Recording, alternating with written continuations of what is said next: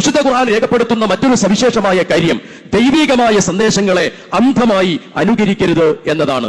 അനുകരണം എന്ന് പറയുന്നത് യഥാർത്ഥത്തിൽ ചിന്തയെ കൊന്നുകളയുക എന്നതാണ്. വിശുദ്ധ ഖുർആനിലെ സൂറ ഫുർഖാൻ 25-ാം അധ്യായത്തിലെ 73-ാമത്തെ വചനത്തിൽ ഈ ഭാഗം രേഖപ്പെടുത്തുന്നുണ്ട്. വല്ലദീന ഇദാ ദുക്കിറു ബിആയാതി റബ്ബിഹിം ലം യഖിറു അലൈഹാ സുമ്മൻ വഉംയാന. ഈ പദത്തിന്റെ താല്പര്യം നിങ്ങൾ അന്ധമായി അല്ലാഹുവിന്റെ നാമങ്ങളിലേക്ക് വരരുത് എന്നു തന്നെയാണ്. ഇവിടെ ഈ വിശുദ്ധമായ ആശയാദർശങ്ങളെ അതിനെ വികലമാക്കാൻ വിശുദ്ധ ഖുർആന്റെ ആയാത്തുകൾ, ആ ആയാത്തുകളെ ദുർവ്യാഖ്യാനം ചെയ്യുക. യുഹരിഫൂനൽ കലിമാൻ മവാളിഇഹി എന്ന് വിശുദ്ധ ഖുർആനിൽ പറഞ്ഞു. അത് ആ വാക്കിൻ്റെ ആശയം വളരെ വിശാലമായ ഒരു ആശയമാണ്. അതിൽപ്പെട്ട ഒന്ന് തന്നെയാണ് വിശുദ്ധ ഖുർആന്റെ ആശയാദർശങ്ങൾക്ക് വികലമായ നിലക്ക് അതിനെ അവതരിപ്പിക്കുക എന്നുള്ളത്. ആശയാദർശങ്ങൾ അപ്പോൾ അതിനെതിരിൽ ശബ്ദിക്കാനോ അതിനെ പ്രതിരോധിക്കാനുമാണ് സമസ്ത കേരള ജമിയത്തുൽ ഉലമ എന്ന ഈ മഹത്താവുന്ന പ്രസ്ഥാനത്തിൻ്റെ ഏറ്റവും വലിയൊരു ലക്ഷ്യം. അപ്പോൾ ആര് നടത്തിയാലും നമുക്ക് ഒരു സന്തോഷമുള്ളത് ഇപ്പോൾ ഇതിലെന്താണെന്ന് ചോദിച്ചാൽ നമ്മളെ പ്രവർത്തകർക്കൊന്നും വലിയ ജോലി ചെയ്യേണ്ടി വന്നില്ല. സ്ഥലം അവരെ ആദ്യം തന്നെ ശരിയാക്കിയത് കൊണ്ടിട്ട് ഒരു നന്ദി നമ്മൾ പറയണമല്ലോ. അപ്പോൾ അതുകൊണ്ട് മുജാഹിദ് പ്രസ്ഥാനത്തിൻ്റെ ഇവിടെ നടത്തിയ ആ ഗ്രൂപ്പിനോട് നമ്മൾ നന്ദി രേഖപ്പെടുത്തുകയാണ്. നിങ്ങൾ ഈ ചെയ്തത് വളരെ നല്ല സംഗതിയാണ്. നമുക്കിവിടെ പ്രസംഗിക്കാനും ഞാൻ കൂരിയാട് പറഞ്ഞതുപോലെ അവിടെ ഒരു ശുദ്ധീകരണം ഉണ്ടല്ലോ, ഓരോ സ്ഥലത്തും ഒരു ശുദ്ധീകരണം നടത്തുക എന്നുള്ളതുണ്ട്. കൂരിയാട് നമ്മൾ അവരെ യോഗത്തിൻ്റെ സമ്മേളനത്തിന് ശേഷം വേറെ സമ്മേളനം നടത്തിക്കൊണ്ട് ആ പ്രദേശത്തിനൊന്ന് ശുദ്ധീകരിച്ചു എന്നതുപോലെ ഈ പ്രദേശത്തിൻ്റെ ഒരു ശുദ്ധീകരണം നടത്താനുള്ളതായ ഒരു സൗകര്യം അവർ ചെയ്തു എന്നുള്ളതാണ്. അതിലൊന്നും നിങ്ങളോട് നന്ദിയുണ്ട്. പക്ഷേ ഒരു കാര്യം മുജാഹിദ് പ്രസ്ഥാനം മനസ്സിലാക്കണം. ഞങ്ങൾ സുന്നത്ത് ജമാഅത്തിൻ്റെ ആശയത്തിന് വേണ്ടി പ്രവർത്തിക്കുന്ന ഒരു സംഘടനാപരമായി ചില ഭിന്നിപ്പുള്ള ഒരുപാട് പ്രസ്ഥാനങ്ങളുണ്ട്. പക്ഷേ സുന്നത്ത് ജമാഅത്തിൻ്റെ ആശയത്തിൽ തങ്ങളൊക്കെ ഒന്ന് തന്നെയാണ്.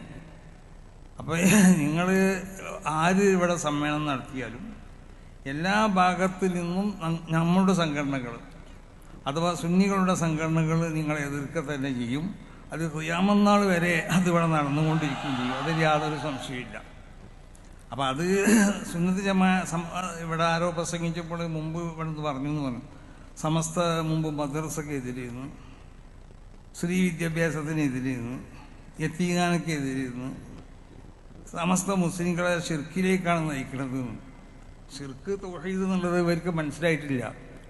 അത് മനസ്സിലാക്കണമെങ്കിൽ കുറേ കാലെടുക്കും. അല്ലെങ്കിൽ ഞങ്ങളെ മാതിരിക്കുള്ള ആളുകളെ എത്തി വന്നിട്ട് കിതാബ് ഓതി പഠിക്കുക. ശരിക്ക് എല്ലാ മൗലവിമാരോടും പറയാനുള്ളത് അതാണ്. ഷിർക്ക് തൗഹീദ് എന്ന് പറഞ്ഞാൽ എന്താണ്, തവസ്സുൽ ഇസ്തിഗാസ എന്ന് പറഞ്ഞാൽ എന്താണ്, ഇവിടെ മുസ്ലിം ലോകം ചെയ്തു പോകുന്ന ഏറ്റവും പ്രധാനപ്പെട്ടതായ ഈ കാര്യങ്ങൾ.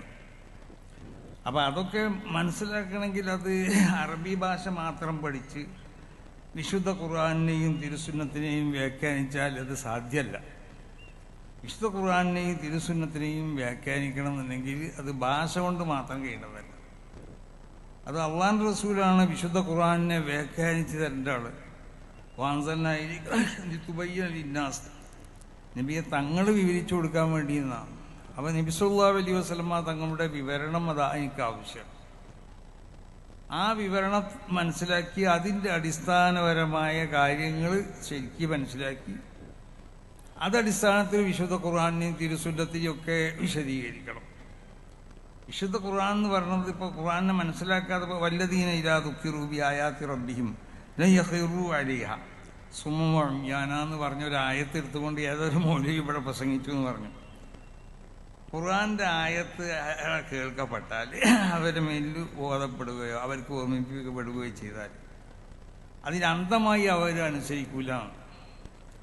അത് ഈ മൗലവിക്ക് ബലാഗത്തും തശ്ബീഹും ഒന്നും തിരിഞ്ഞിട്ടില്ല എന്നുള്ളതാണ് നമുക്ക് പറയാനുള്ളത്.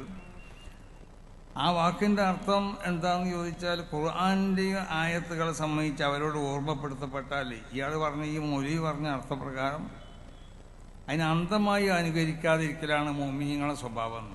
ഖുർആന്റെ ആയത്താണെങ്കിൽ അതിന് അന്തമായി നമുക്ക് അനുകരിച്ചൂടെ? അനുകരിക്കുന്നത് തെറ്റ്. അപ്പം ഇതുപോലുള്ള മൗലവിമാർ ഖുർആനിക്കും ആയത്തിനും അർത്ഥം പറഞ്ഞുകൊണ്ട് അതിനെ വിശദീകരിച്ചു കൊടുക്കുകയോ അതിന് ജനങ്ങൾക്ക് ഓതി കൊടുക്കുകയോ ജനങ്ങൾക്ക് അതുകൊണ്ട് വഴു പറയുകയോ ചെയ്താൽ അത് അന്ധമായി അംഗീകരിക്കാൻ ഞങ്ങളെ കിട്ടൂല എന്നാണ്. സുന്നികളെ അതിന് കിട്ടൂല എന്നാ പറഞ്ഞതിൻ്റെ അർത്ഥം. യഥാർത്ഥ ഭൂമിനിങ്ങളെ സംബന്ധിച്ചാണ് ആ പറയുന്നത്.